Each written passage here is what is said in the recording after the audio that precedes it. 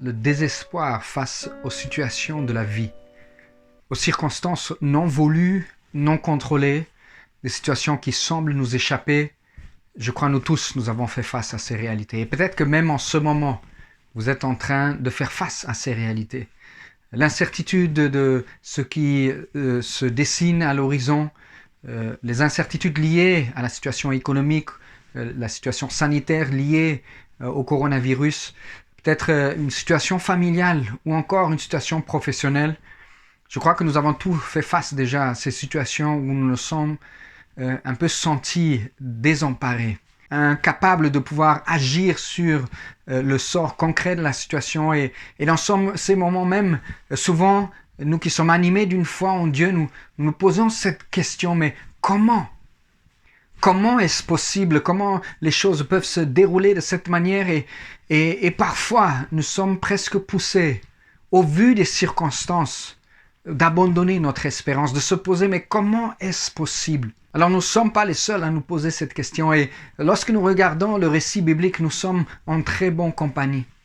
Peut-être vous ne saviez pas, mais il y a même un livre de la Bible qui a cette grande question comme titre. Comment? Alors vous connaissez ce livre peut-être sous le titre de Lamentation, mais le terme hébreu qui est donné à ce livre est tiré du premier verset et qui commence tout simplement avec ce cri de désespoir face à la situation que traversait le pays. Comment? Alors je voudrais regarder au travers de ce temps comment quelque chose comme ça est possible, pas nécessairement focalisé sur les circonstances, mais plutôt nous focaliser comment vivre et traverser un temps comme celui-ci. Je suis convaincu que dans ce temps dans lequel nous vivons, nous avons une opportunité de renouveler notre espérance en le Dieu véritable. Le Dieu qui est fidèle, le Dieu qui est riche en bonté, lent à la colère, le Dieu qui tient ses promesses et le Dieu qui est notre partage, notre rocher. Mon objectif au travers de ce temps avec vous, c'est de nous encourager à regarder que face aux circonstances décourageantes et difficiles auxquelles nous faisons face, que nous avons la possibilité de renouveler notre espérance en le Dieu véritable et que nous pouvons et nous avons raison d'espérer encore. Lorsque nous regardons le contexte dans lequel est écrit ce livre qui porte ce titre « Comment » ou le livre de Lamentation, nous réalisons que les conditions étaient bien plus que dramatiques. En fait, ce livre, c'est souvent on l'attribue à Jérémie, c'est la tradition juive qui le fait, ainsi aussi la traduction grecque de l'Ancien Testament. Mais en réalité, on ne lit pas son nom dans le livre lui-même. Quelle que soit la personne qui l'a écrit, une chose est sûre, que c'est quelqu'un qui a été témoin oculaire d'une des situations les plus traumatiques dans l'histoire du peuple d'Israël. Il s'agit là de la destruction du temple en 587 avant Jésus-Christ, où Jérusalem tombe et c'est le début de l'exil. Et la destruction de ce temple est un traumatisme qui a marqué l'histoire du peuple d'Israël.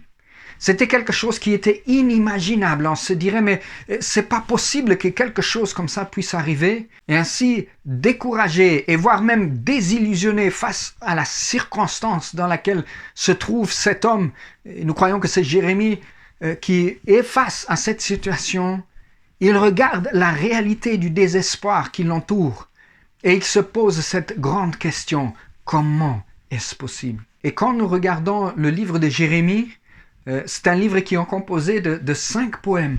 En fait, chaque poème, c'est une entité en soi, mais ils font un sens, un tout aussi, dans ce livre que nous appelons le livre des Lamentations. Ce sont des poèmes qui expriment une tristesse profonde, qui sont souvent associés aux chants funèbres. Lorsqu'il y a le deuil, lorsqu'il y a la difficulté, ces chants montent et qui expriment la douleur de Jérémie. Et peut-être vous avez déjà chanté ce genre de chanson, ou peut-être même que vous êtes en train de chanter ce genre de chanson. Mais ce qui est fascinant dans les livres de Jérémie, c'est que le 3e chapitre, dans le cœur du livre et dans le cœur de ce chapitre, nous trouvons une raison de placer notre espérance en Dieu pour pouvoir espérer à nouveau. Nous voulons lire ce chapitre, le 3e chapitre, et nous allons regarder 6 versets. Nous allons regarder le 3e chapitre du verset 19, d'abord jusqu'au verset 21, et puis du verset 22 jusqu'au verset 24. Je vous invite à suivre la lecture à l'écran pendant que je vais vous lire les versets que je viens de citer. Lamentation, chapitre 3, verset 19. Quand je pense à ma détresse et à ma misère, à l'absinthe et au poison, quand mon âme s'en souvient, elle est abattue au-dedans de moi. Voici ce que je veux repasser en mon cœur, ce qui me donnera de l'espérance. Les bontés de l'Éternel ne sont pas épuisées, ses compassions ne sont pas à leur terme. Elles se renouvellent chaque matin. Oh, que ta fidélité est grande! L'Éternel est mon partage, dit mon âme. C'est pourquoi je veux espérer en lui. Le premier point que je voudrais tirer de ce passage est que les circonstances de la vie peuvent nous pousser au désespoir. Et oui, nous regardons la situation de Jérémie, il regarde autour de lui et se dit « Mais je n'aurais jamais imaginé qu'on allait se retrouver dans une situation pareille. Tout, mais sauf ça. Tout sauf la désacralisation du temple, tout sauf la destruction même du temple, tout sauf cette espérance, cette dernière espérance qui nous restait, que Dieu allait venir à notre secours pour nous défendre. Et finalement, on se retrouve dans une situation où nous sommes déportés. Focaliser son attention sur les circonstances difficiles, et oui, cela conduit au désespoir. Le verset 20, la formule qui est utilisée, c'est un infinitif absolu, zakor, tiskor, qui met l'accent sur le fait de continuellement penser à la difficulté, de penser à cette détresse. Lorsque nous sommes dans la douleur, parfois on ne fait rien d'autre que ressasser dans notre esprit les choses qui ne vont pas.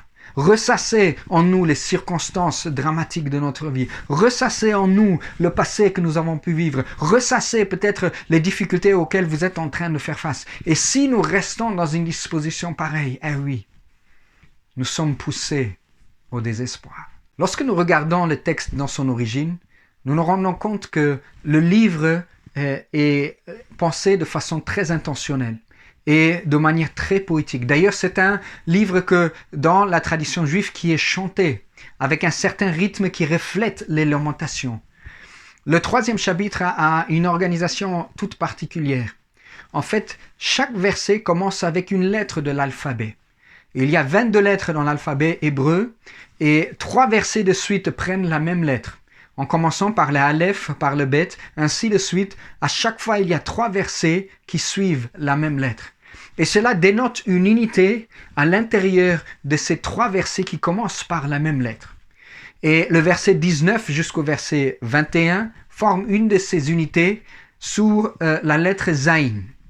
Ainsi que le verset 22 au verset 24 forment une unité sous la lettre Chet. C'est très intéressant de voir comment cette section de 19 à 21 est introduite. Le dernier verset qui introduit cette section, c'est le verset 18, qui nous fait part d'un cri de désespoir. En fait, l'auteur nous dit « Je me suis dit, ma force est terminée. Je n'ai plus d'espérance en l'Éternel. » Et suite à ça commence la section Zayin où il se dit « Quand mon âme s'en souvient, quand je pense continuellement à la réalité de mon état, alors je suis abattu au-dedans de moi. » Toute sa focalisation dans cette première partie, ainsi jusqu'au verset 18 et le 19 et le verset 20, tout n'est que focalisation sur le désespoir. Tout n'est que difficulté, tout n'est que incompréhension totale face aux circonstances qu'ils sont en train de vivre. Mais lorsque nous avons cette transition pour le verset 21, il ouvre une porte, une fenêtre en disant « Voici ce que je veux repasser dans mon cœur, ce qui me donnera de l'espérance. » Et c'est là où nous voyons une transition de cette section Zayn pour la section Het qui nous dit, ce n'est pas fini, c'est les circonstances de la vie, oui, ils sont là. Les difficultés de la vie sont une réalité. Il ne faut pas le nier. Mais il y a une fenêtre d'espoir. Et cette fenêtre d'espoir, elle ne dépend pas des circonstances. Cette fenêtre d'espoir, elle ne se propose pas à nous parce que nous croyons dans un avenir futur ou proche que finalement la situation va changer. Quel est l'élément que Jérémie met en avance pour dire que c'est cela qui me donnera de l'espérance? Et c'est là où nous voyons la source et la raison de notre espérance. Ainsi, en regardant cette première section, je voudrais nous encourager à ne jamais nier la réalité des difficultés. Le déni n'est jamais une solution. Oui, la situation actuelle est difficile. Oui, peut-être la situation dans laquelle vous vivez est difficile. Et je veux vous encourager à faire face à cette situation. Parce qu'encore une fois, le déni n'est jamais une solution. Mais la deuxième application que je voudrais tirer de ce texte, c'est que de ne pas focaliser son attention sur la difficulté. Et c'est là ce que Jérémie nous montre que face à toutes ces circonstances qui sont réelles, je choisis de tourner mon regard vers l'Éternel. Je choisis intentionnellement de repasser dans mon cœur quelque chose qui me donnera de l'espérance.